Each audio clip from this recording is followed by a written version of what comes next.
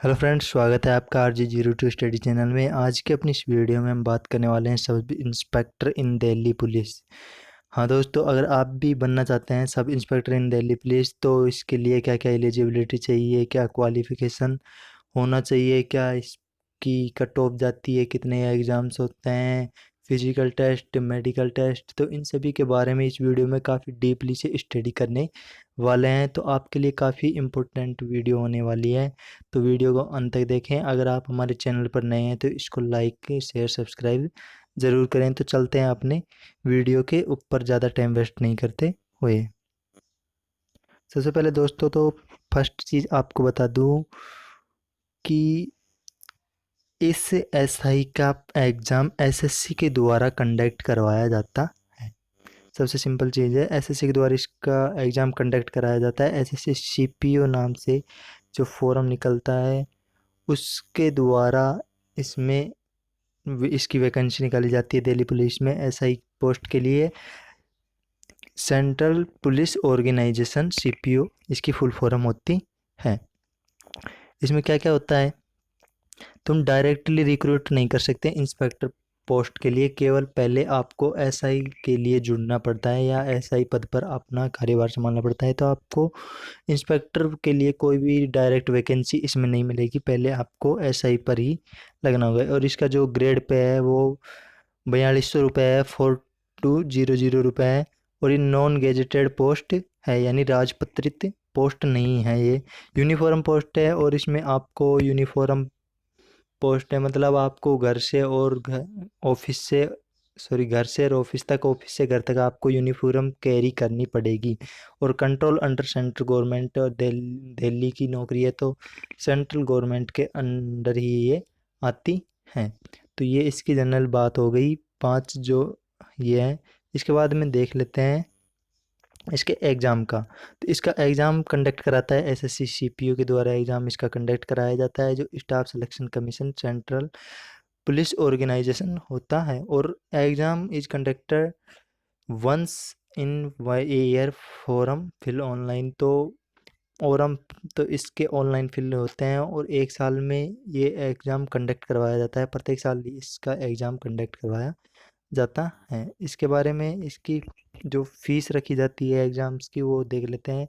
General और OBC mail के लिए 100 रुपये रखी जाती है, एससी एसटी और एक्स सर्विसमैन के लिए फ्री होती है, और फीमेल्स के लिए भी फ्री होती है। तो 100 रुपये जनरली मेल और जनरल वालों के लिए होती है, ओबीसी मेल वालों के लिए होती है। तो काफ़ी कम फीस ही इसके लिए रखी जाती है। बाकी एससी एसटी एक्स सर्विसमैन और फीमेल्स के लिए ये फ्री होता है ये फॉर्म, बिल्कुल।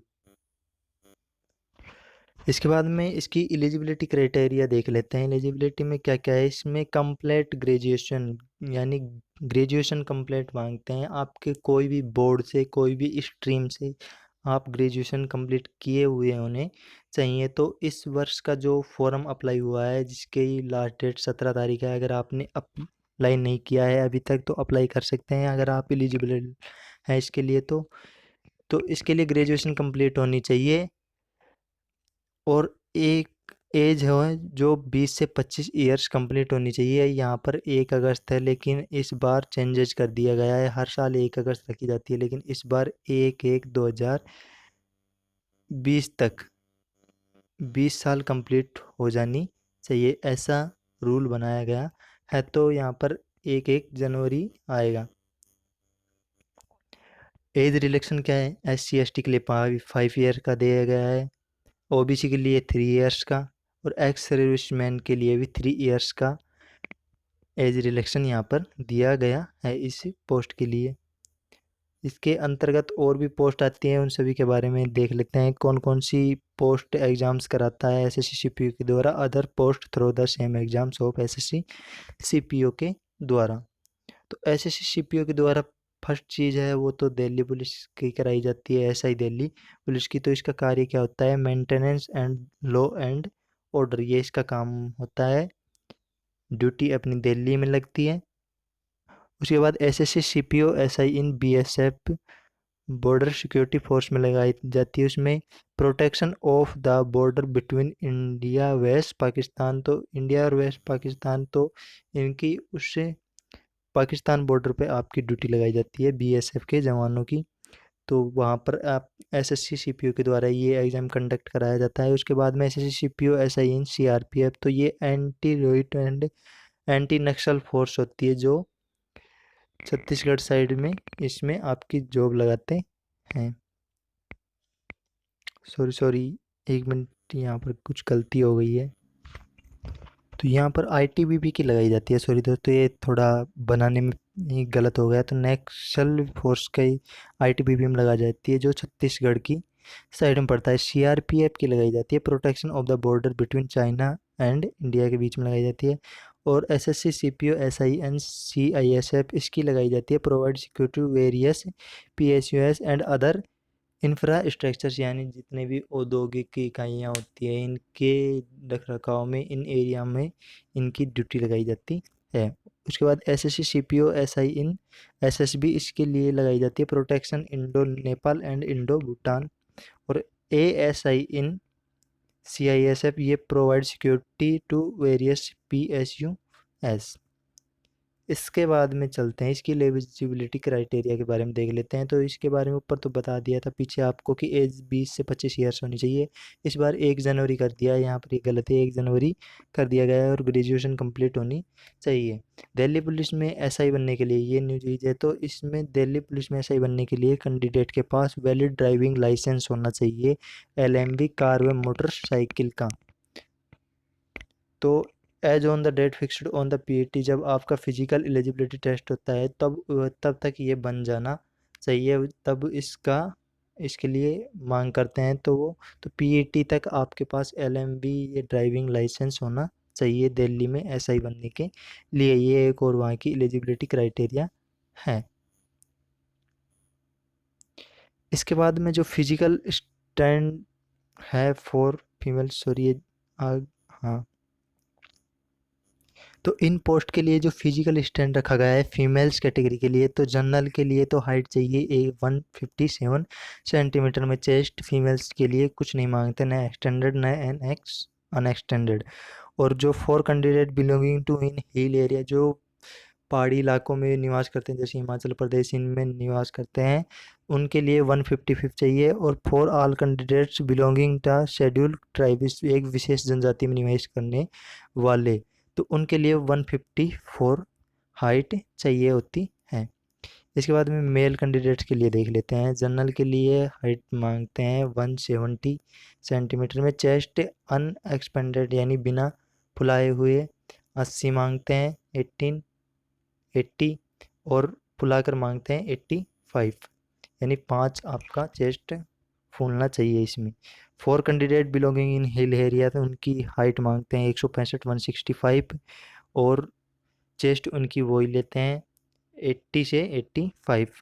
और जो कैंडिडेट शेड्यूल्ड ट्राइब्स विशेष जनजाति में से संबंध रखते हैं उनके लिए 162.5, और चेस्ट मांगते हैं उनके लिए 77, और एक्सपेंडेड करके 82 उनके लिए चेस्ट मांगते हैं। तो ये उनके फिजिकल हो गया। इसके बाद में देख लेते हैं आपका पेपर फर्स्ट, इसमें क्या क्या आता है। तो पेपर फर्स्ट में आपके आने वाली है 4 चीज़। इस साल का जो पेपर होने वाला है वो 29/9/2020 से 5/10/2020 के बीच में होने वाला है। आपको फिर से बता रहा हूँ, अगर आपने अभी तक फॉर्म फिल नहीं किया है, लास्ट डेट 17 तारीख है, आप कर सकते हैं अगर आपके इसके लिए एलिजिबल हैं। जनरल इंटेलिजेंस एंड रीजनिंग के लिए 50 क्वेश्चन आएंगे, 50 मार्क्स के आएंगे। General knowledge and general awareness के 50 क्वेश्चन आएंगे, 50 मार्क्स के आएंगे। क्वांटिटी एप्टीट्यूड 50 क्वेश्चन आएंगे, 50 मार्क्स के आएंगे। और इंग्लिश कंप्रेशन के 50 क्वेश्चन आएंगे, 50 मार्क्स के आएंगे। टोटल 2 आवर्स का ये पेपर होगा और 200 मार्क्स का ये पेपर होगा। पहली इसकी कट ऑफ जारी की जाएगी, उसके बाद में सेकंड पेपर की कट ऑफ जारी की जाएगी, उसके बाद में दोनों की कट ऑफ मिलाकर ही लास्ट की कट ऑफ के बेस के आधार पर एलिजिबल कैंडिडेट को जॉब पर रखा जाता है। तो ये पार्ट फर्स्ट हो गया। इसमें इंग्लिश का सेकंड पेपर होता है जो कि डेट ऑफ एग्जामिनेशन है इसकी 1/3/2021 रखी जाने वाली है इस साल। इंग्लिश लैंग्वेज पूरा इंग्लिश का पेपर होता है, ये 200 नंबर का होता है, 200 इसमें क्वेश्चन आते हैं। 2 आवर्स का ये टोटल नंबर सॉरी टोटल इसका टाइम होता। अब देख लेते हैं एग्ज़ाम के बाद में आपका पीईटी कराते हैं यानी फिजिकल एलिजिबिलिटी टेस्ट कराते हैं। अब मेल कैंडिडेट्स के लिए क्या क्या कराते हैं, 100 मीटर की रेस 16 सेकंड में, okay, 1.6 kilometre race in 6.5 minutes यानी 6.5 मिनट में कराते हैं। लॉन्ग जंप कराते हैं 3.65 मीटर का, 3 चांस दिए जाते हैं इसमें। हाई जंप कराते हैं 1.2 मीटर का जिसमें 3 चांस दिए जाते हैं। और शूटअप कराते हैं 16 कराते हैं और 4.5 मीटर इन 3 चांस में दिए जाते हैं।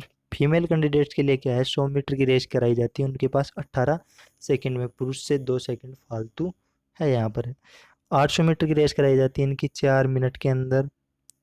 और लॉन्ग जंप कराया जाता है 2.7 मीटर का, 3 चांस दिए जाते हैं इनको भी। हाई जंप 0.9 मीटर का कराया जाता है और इसमें भी इनको 3 चांस दिए जाते हैं। तो दोस्तों वो था अपना फिजिकल एलिजिबिलिटी का एरिया, मतलब क्या क्या फिजिकल टेस्ट कराते हैं पीएटी के अंतर्गत। इसके बाद में देख लेते हैं कट ऑफ क्या रहती है इसकी।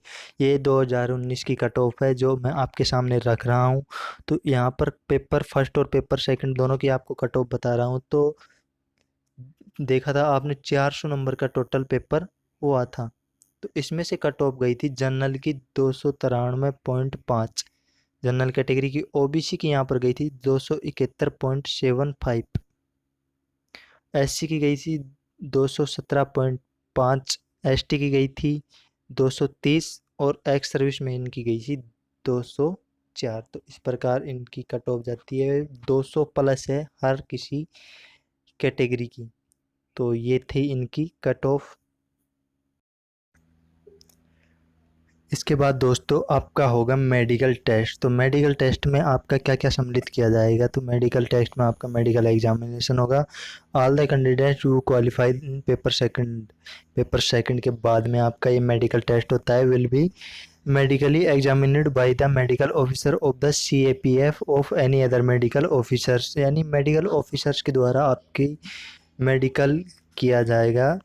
उसके बाद में आई साइट, इसमें क्या क्या देखते हैं, आई साइट देखते हैं। The minimum near vision should be N6 better eyes के लिए एंड N9 ब्रो साइज के लिए, और the minimum distance vision should be 6/6। उसके बाद में तो तीसरा पॉइंट है the candidate must not have knock knee, उनके आपस में घुटने नहीं मिलने चाहिए, फ्लैट फुट नहीं होने चाहिए। और ये सभी रूल्स हैं इनके मेडिकल के। और finally selected candidate for the post of sub inspector would as part of training curriculum jumping कराते हैं over the ventral board, holding the rope of jumping off the board, Tarzan swimming, jumping on the horizontal board, parallel rope, monkey, crawl, vertical rope. और tattoo का है, tattoo will be allowed as per following stipulations only. तो किन किन चीज़ों में tattoo allowed है देखते हैं। तो जो टैटू का चीज़ है वो डेस्टिनी रिलीजियस यानी धार्मिक सिंबल और figures and the name as followed, और जो भी इंडियन आर्मी में परमिटेड है वो यहाँ पर भी परमिट करते हैं। लोकेशन तो टैटू मार्केट यानी कि फॉर्म आर्म के नीचे होने चाहिए, यहाँ से दे रखा है यहाँ पर except forearm but only the left forearm, केवल लेफ्ट फॉर्म आर्म के लिए। साइज क्या है, size must be less than 1/4 of the particular part, elbow and hand, elbow and hand के जो भाग है उसका 1/4 पार्ट पर ही टैटू है, अगर इससे ज़्यादा होगा तो नहीं एक्सेप्ट किया जाएगा। तो थैंक यू दोस्तों, ये थी अपनी एसएससी सीपीओ की पूरी डिटेल्स। अगर आपको फिर भी कोई इन्फॉर्मेशन चाहिए तो आप हमें कमेंट करके बता सकते हैं। और हमारे साथ बने रहने के लिए धन्यवाद। अगर आपको हमारी वीडियो पसंद आती है तो इसे लाइक शेयर सब्सक्राइब ज़रूर करें। धन्यवाद।